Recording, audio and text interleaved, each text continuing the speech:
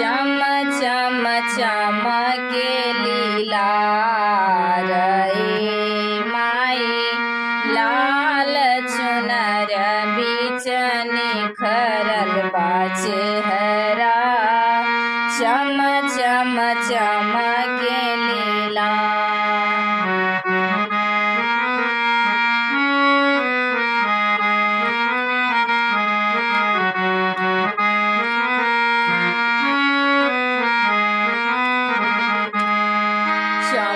चम चमके लीलार हो मैया चम चम चमके लीलार हो।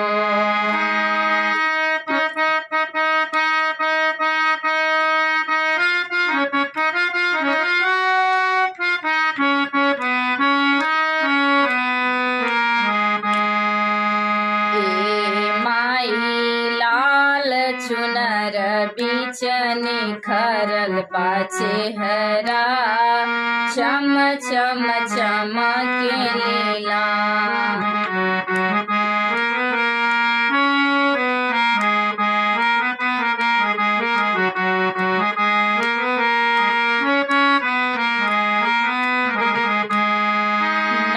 नवरात्र में भीड़ होखेला पंडित जी जुटेले हजार हो।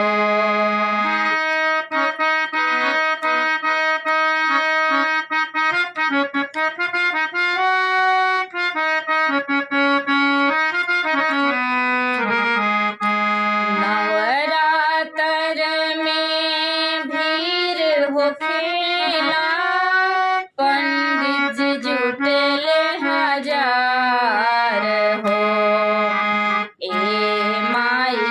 तोहरे दुआरिया पर आचरा पसरनी पूरा कर लालसा हमार ए माई।